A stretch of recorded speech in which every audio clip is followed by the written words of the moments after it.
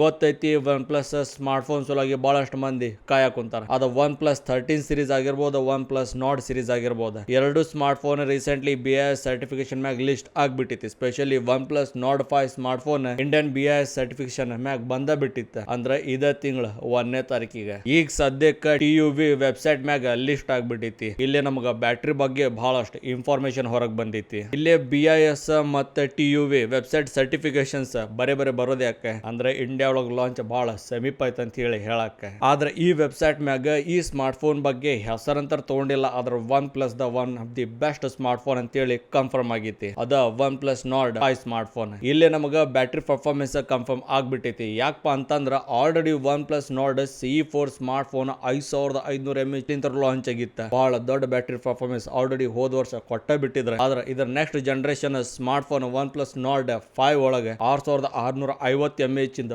Battery performance launch ಆಗಕುಂತೈತಿ. ಭಾಳ ಅಂದ್ರೆ ಭಾಳ ಹೆಚ್ಚು ಬ್ಯಾಟ್ರಿ ಪರ್ಫಾರ್ಮೆನ್ಸ್ ಅಂತ ಹೇಳಿನ ಹೇಳ್ತೀನಿ.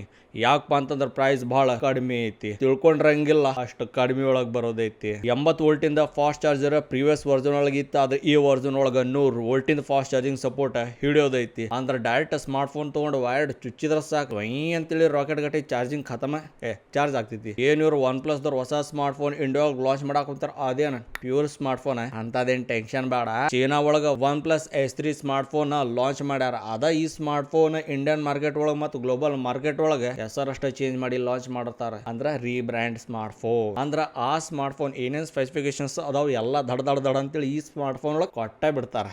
ಓಕೆ, ಚೈನೀಸ್ ಎಡಿಷನ್ ಪ್ರಕಾರ ನಮ್ಗೆ ಆಲ್ರೆಡಿ ಏನ್ ಸ್ಪೆಸಿಫಿಕೇಶನ್ಸ್ ಗೊತ್ತೈತಿ. ಅಂದ್ರೆ ಮೋಸ್ಟ್ ಪವರ್ಫುಲ್ ಚಿಪ್ಸೆಟ್ MediaTek ಲಿಂತ ಇರೋದು ಈ ಸ್ಮಾರ್ಟ್ ಫೋನ್ ಒಳಗೆ ಇರೋದೈತಿ. ಅದ MediaTek ಲಿಂತ ಬರೋ MediaTek Dimensity 9400E ಪ್ರೊಸೆಸರ್. ಅಂದ್ರೆ ಅಫಿಷಿಯಲಿ ಇದು ಕನ್ಫರ್ಮ್ ಆಗೋದೈತಿ. ಹೆಂಗ ಕನ್ಫರ್ಮ್ ಆಗ್ತೈತಿ? ಈ S5 ಸ್ಮಾರ್ಟ್ ಫೋನ್ ಲಾಂಚ್ ಆಗ್ತೈತಿ. ಆ S5 ಸ್ಮಾರ್ಟ್ ಫೋನ್ ಚೀನಾ ಒಳಗೆ ಲಾಂಚ್ ಆಗೋದೈತಿ. ಆ S5 ಸ್ಮಾರ್ಟ್ ಫೋನ್ ಇಂಡಿಯಾ ಒಳಗೆ ನಾಟ್ 5 ಆಗಿ ಬರ್ತೈತಿ. ಡಿಸ್ಪ್ಲೇ ದೊಡ್ಡ ಸಿಗೋದೈತಿ. AMOLED ಡಿಸ್ಪ್ಲೇ ಅಂತ ಹೇಳಿ ಹೇಳಾಕುಂತಾರ. ಆದ್ರೆ 6.7 ಇಂಚಸ್ ದೊಡ್ಡ ಡಿಸ್ಪ್ಲೇ ಐತಿ. 6.67 ಗಿಂತ ಸ್ವಲ್ಪ ಇವರು ಡಿಫ್ರೆಂಟ್ ಕೊಡಾಕುಂತಾರೆ. ಮುಚ್ಕೊಂಡು ತಗೊಳ್ಳೋದು ನಮ್ದು ಅಭ್ಯಾಸ.